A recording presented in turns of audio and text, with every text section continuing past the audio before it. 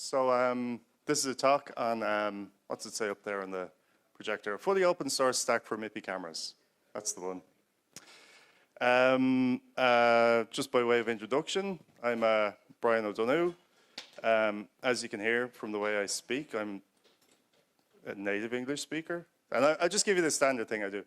I come from Ireland. That is, no, this is the man here. This is Derek. It's not in the UK. It used to be. It is in the EU. We do use the euro. We are not in the Schengen area. So if you're coming to the employee meeting from the European Economic Area, actually from Schengen, pardon me, you will have to show your passport. Good stuff. Cillian Murphy is from Ireland. He's the fella from Oppenheimer. There we go. So that's me. You can see this is where I dump.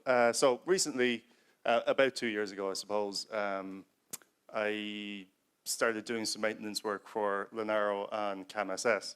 What is CamSS? It's the upstream open source version of the camera stack on Qualcomm hardware. Simple as that. That's where I dump all of my work in progress stuff. I literally mean dump. Some of the branches are production ready. Some of them have commits that say WIP, this is a hack. That's my GitHub, and here are some IRC channels that you can find me on. I previously gave this talk with Hans de Gold from Red Hat, so with his permission, I'm reusing aspects of his stuff here as well. So what is this talk about? First of all, I'm going to assume that you, like me, know or knew kind of basically nothing about cameras and taking pictures. And I'll just do a kind of a brief overview of what Bayer encoding is, why we care, and then what is a HardISP. That will kind of naturally come out of the description of Bayer. SoftISP in Libcamera, Pipewire and Libcamera, future plans, and the demo. The demo's still running. I will say at OSSNA and at FastM, no, not at FastM, but OSSNA, the HDMI on the laptop was working, so the demo looked better. I'll just pass the laptop around. It's still cool. So, what is Bayer encoding? So, it turns out that most sensors are what we call monochromatic. So, mono, one, chrome, color. And basically another way of saying black and white. And the question is, well, why is that? And if you think about it, they're really just ADCs for light. They're just accumulating values as an input. And they have no real idea about a color. But humans do. Humans care about a color. And since most sensors, since all sensors, as far as I know, are fundamentally monochromatic, you cannot just capture red or capture green. So what we do is we put a filter over each one of the capturing pixels that captures a bit of the spectrum that we're interested in. So why do we not just get RGB out? So we're only sampling, remember, one bit of the spectrum at each pixel. So if you have a 5 megapixel camera, you're sampling not 5 megapixels of RGB, but an R and a G and a B. And actually, it's more complex than that. So the human eye is composed of rods and cones. And an example of that is when you walk from a dark space into a light space, particularly if it's a big difference, you'll have that whole time your eye has to adjust. And those are the rods and the cones in your eye. So rods are scotopic and cones are photopic. It's kind of just terminology. And it turns out your eye is most sensitive to a part of the spectrum around about 550 nanometers, which is here. You can see right there. It's kind of a greeny yellow. But so what, right? So what? Your eye favors green over red and blue. So what? Who cares? Well, if you think about it, you actually want to capture as much information about the spectrum as you can every time you grab a frame of the real world. So this probably goes a little bit outside my domain of knowledge, but the information theory of it is, if we capture more green, because your eye is sensitive to more green, then when we come to reconstruct the picture, you'll have more fundamental data that's of interest to your eye when you do it. So if we captured a lot of red, and when we tried to construct red, green, blue out of those mostly red pixels, you wouldn't have enough information that made sense to your eye. So when sensors were being created from these black and white sensors, when color sensors were being created, a guy called Bruce Bayer in Eastman Kodak in 1974 came up with the basic algorithm for Bayer encoding, hence the name. Here's the paper, which I thought was pretty cool. They wrote it out very analog style by hand. And here is actually an example of a Bayer pattern. So green, blue, green, blue, green, blue, green, blue, green, blue, red, green, red, green, red, green. And you can imagine, actually, if you tried to look at an image that was encoded like that, it would look a bit strange. There's an example. So, right. This is, in this picture, this is basically what the Bayer pattern coming out of the sensor looks like if you were to look at it directly. This other image over here is what we call ground truth, so the original image for the purposes of our description. And you have to reconstruct red, green, blue from your basic Bayer patterning. It's a lossy algorithm, right? And there are various different ways to reconstruct that data. So ground truth, raw image, label. This is one sort of Bayer decoding. Doesn't look great. Nearest, bilinear. So nearest, the nearest pixel. If you're at a red pixel, you look at the pixel adjacent to you, that's going to be green. And the green component of the adjacent pixel will inform you of what the green component ought to have been at the pixel that you sampled on that was red. And similarly with the blue. So you're interpolating the data from available adjacent data. And these are just methods of doing that. So this one here is the best version. And as is the case with virtually everything else in computer engineering, the more computational power you have to put into it, the longer it takes. So this and this are typically the two types of Bayer decoding that we end up doing in the real world. But this is the one we really want. But then again, your eye, with the density of pixels that we have, 5 megapixels and so on, the Bayer image, the debayered image that you end up getting here is not something that your eye is really going to appreciate. So it's not worth the computational effort. So, great. So what? Thanks. I've received a debayered image. Thanks very much. But keep in mind, camera sensors are subject to the economy. So the economic drive, and therefore we have loads of these Bayer MIPI sensors. What that means is they're starting to proliferate everywhere, including in laptops, because there's just economies of scale. And what you get out of the sensor then isn't a perfect picture like that, right? This is not just a simply debayered picture. It's gone through additional levels of processing. In your phone, that's called a HardISP, an image signal processor. S probably means signal. I'm terrible with the TLAs. I used to work at Intel. I'll give you an aside. I used to work at Intel, and I was talking to my manager one day about TLAs, and he said, yeah, the worst thing about TLAs is the ETLAs. So, what is a HardISP? The HardISP is a concatenation of hardware and software that lives as close to the sensor input as possible. Because again, based on the principle of data locality, the closer to the source of the data you do the processing, generally the less computationally costly that processing is. Hence, we want to have our HardISP physically adjacent in memory as much as we can to the source of the data. This is no surprise to anybody. So HardISP contains accelerator silicon for debayering. It contains, in some cases, accelerator silicon for JPEG encoding. It's a number of discrete blocks that are specific to your SoC or your CPU or your computer system. Sometimes bits of it are done in software. A lot of the time you want to do it in hardware because, again, that's just where the power cost and the computational cost is the lowest.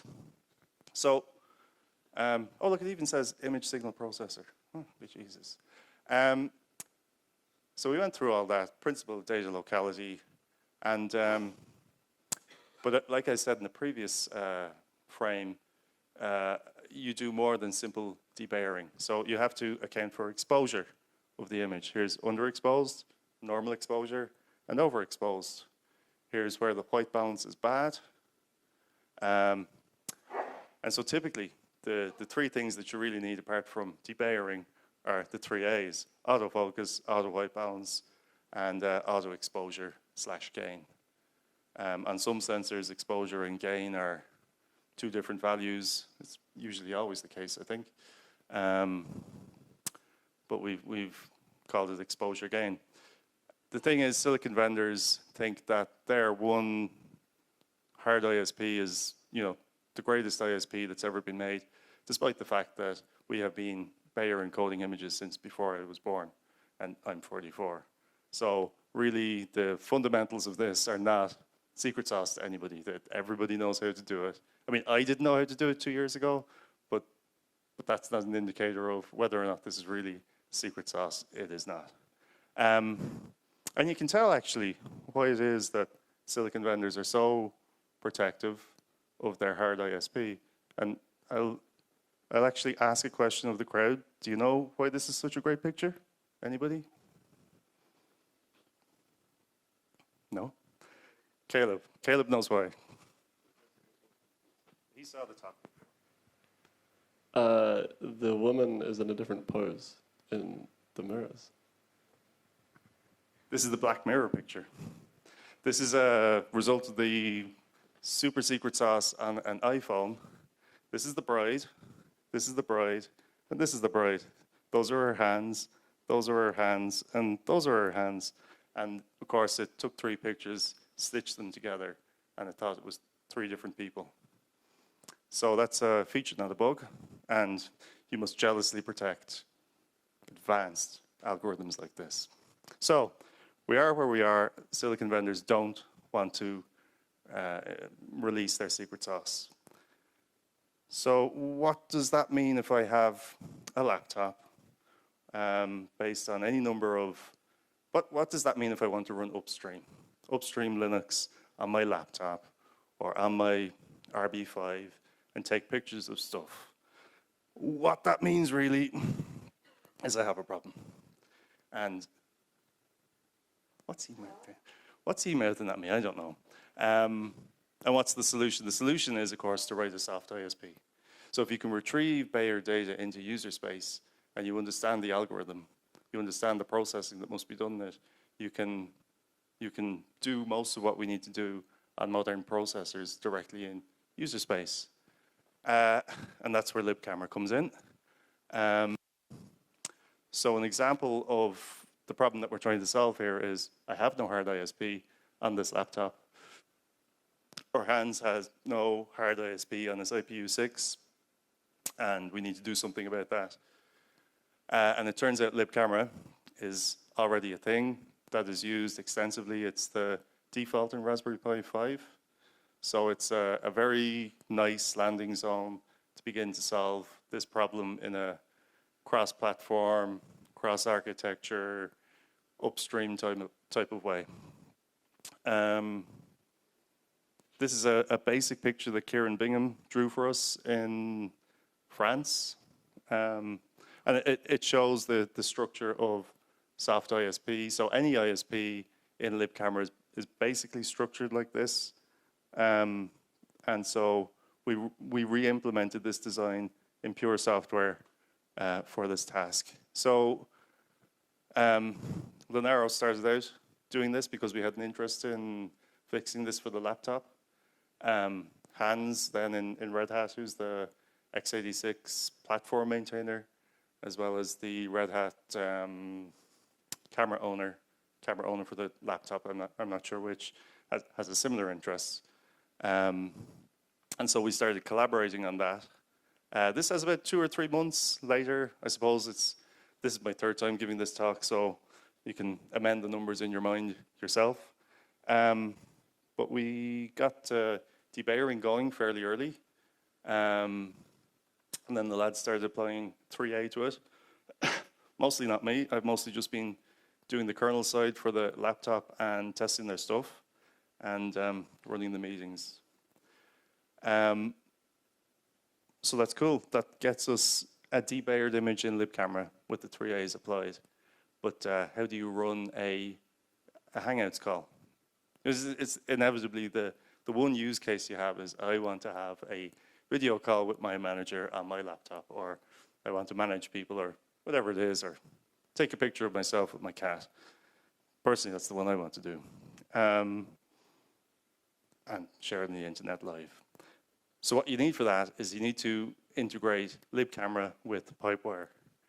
And the reason for that is Firefox has extensions to talk to Pipewire to interrogate Pipewire for cameras. So at the moment, Firefox, Chrome, and so on expect you to have a USB UVC camera, and the libraries know how to talk to your USB UVC camera. If you are trying to get a, what's happening here? If you are trying to get a MIPI camera to participate in your Zoom call, you need to abstract away the complexity of setting up the pipeline of that video for Linux camera and abstract away the source of the data, and that's what Pipewire provides for us. So again, actually, somebody in Red Hat has added the support to Firefox. The support in Chrome is bit rotting. Apparently, it keeps getting rebased, and I don't know if any of the Chrome people are watching. Please hit merge. It's going on too long. So, future plans. For me, I think we really need to go to GPU acceleration in the SoftISP. The consumption is fairly low on the CPU at 5 megapixels, about 50% of a CPU. But actually, that's a lot. That's a horrendous amount of my computational power I don't want to be given away for something that can be done far more efficiently in hardware. And if we have to do it in user space, let's at least delegate it out to a parallel processor instead of a linear processor with, SMID instructions on top. So I think we've discussed, and there's a work in progress. It's going kind of slow. Doing a GPU implementation of the same. The CPU-only implementation has been merged recently by Kieran into Libcamera. So that's starting to be picked up, I guess, by distros. I'll give a word on the buffers. It's not on the slide. So the way we do buffers is we need to get a CMA heap. So we need to get an uncached. I'll just go through it. I know the question is going to come why. So we need to get an uncached, physically contiguous buffer, because for some of the hardware, if you think about it, we're going across architectures and across SoCs. For some of the encoders, particularly the Hantro on the NXP hardware, it requires a physically contiguous block to consume the frame. We can't give it a virtually contiguous block. And on some of the why uncached, for some of the low-end ARM architectures, the cache coherency is not up to planting that stuff into a cached buffer. Unbelievably enough, I think they think that's a feature, but that's really a big mess. So we opened up the CMA DMA heap, and we said to the distros, we started contacting the Debian maintainer, and Hans started speaking to people internally in Red Hat, and people started pushing back against the idea of opening up the heap to anybody in the camera user group. So what we will do is bifurcate. We will do UDMA buffers everywhere we can, and then fall back to CMA heap where we cannot. And that will probably require, if you're doing it on a low-end system, to configure up your kernel, but it's just going to be the case. So that's a work in progress as well. At the moment, if you want to use this, you're going to have to enable a CMA heap and just add your user to it and suck it up. Sorry. So here are the references. This is a great paper here. It's actually kind of hard to understand, I suppose. I found it hard to understand, but I read it a few times. I don't think I was any further elucidated at the end, but I got more data into my head anyway. And who wants to see the demo? Yeah, spot on. It's the right answer.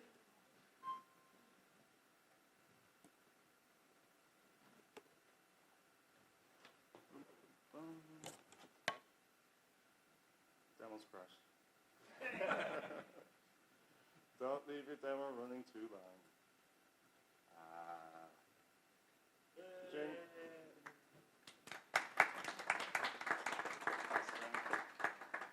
So I'll pass around my laptop. I'll pass around my laptop while I take questions, but please don't send email as me, or delete all the files in my root file system. Thanks. So any questions?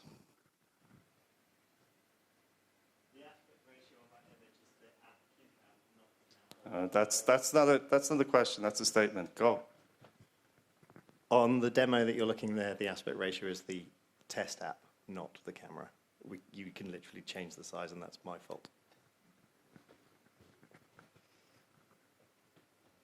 I didn't notice. I think it looks great. Anybody else? Yeah, Dimitri.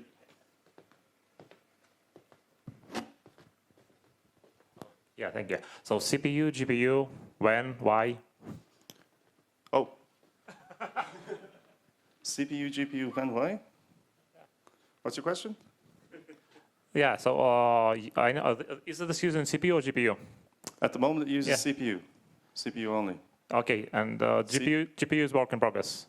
Correct. So you're going to ask the question, why, you have asked the question, why are we doing it in CPU? A, because it was easier. We said, when we started out in the Qualcomm landing team, well, so will we do it in GPU? Will we do it in CPU? Will we do it in the DSP? Obviously, offloading to a bit of silicon to do it is of preference. But I suppose everybody else who's worked as a software engineer for longer than a week knows that all of your prototype code invariably ends up being production code sooner or later. So we prototyped up on CPU, and it just kind of gained a life of its own, and that's how we ended up with CPU only first, truthfully. If I knew then what I knew now, I would have probably pushed for GPU first, but I didn't. And second question, I thought for the GPU, at least at some point, you thought about using a fragment shader, not a compute shader. Yeah, so the interesting thing is in Libcamera, already the camera application you're looking at there has a vertex and a fragment shader that can do debayering. And actually, it uses this very nice type of debayering called, where's it gone again? Yeah, this one here, Havar Cutler, right?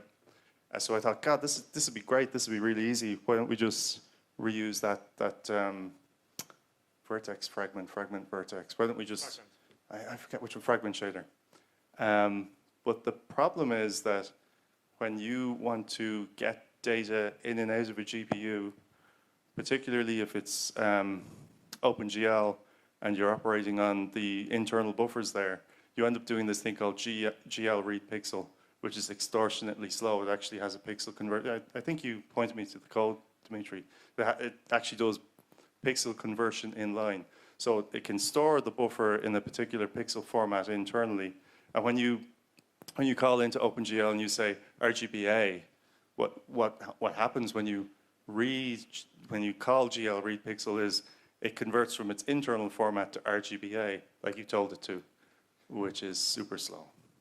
So that's why actually we need to use a compute shader, because the compute shader doesn't care about the pixel format. It's just, excuse me, it's just operating on data as if it were data, because that's what it's designed to do.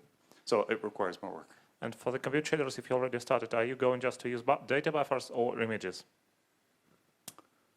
So I think just data buffers, there's a thing called an SSBO. Yeah. I forget what SSBO stands for. I barely remember what ISP stands for. So don't quote me on, don't query me on SSBO. But yeah, again, I think it's probably best to treat it just as agnostic data rather than as a texture, particularly. Yeah. Okay, thank you. Anybody else? One at the back. Yep. Hi, I assume this is the case, but since you're CPU only, are you taking advantage of any vectorization or? So we're letting the compiler do that for us, right? Okay. So you can kind of you can make your for loops in such a way that you can kind of make a hint to the compiler. But to be clear, we're not using any compiler intrinsics, or we're not using any inline ASM. So whatever the compiler thinks is best to do on its optimization passes, whatever it does. And actually, we see a big difference between the debug and the release version of the demo. And of course, that's because it's the difference between compiling -o, lowercase s, and -o3. A huge difference. It's twice as slow. I mean, it would be interesting to kind of go off into the path of SIMD or Neon or whatever it's called, AVX. And what is it called in ARM? I don't know. I think Neon, still called Neon. Okay. I thought Neon was only ARM 7. it is. SIMD is the general V8. Yeah. So, I mean, it's an interesting topic, and I think a worthwhile optimization for the CPU-only version, because you're not always going to have GPU, and ideally, obviously, at some stage we end up getting HardISP, at which point I'll just drop all the code and Kieran will be happy. No. But more seriously, yeah, no, it's an interesting topic, and the code is all up there on Libcamera, and anybody who fancies their skills with compiler intrinsics or inline ASM, feel free.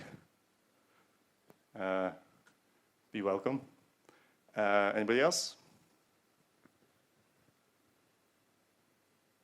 No.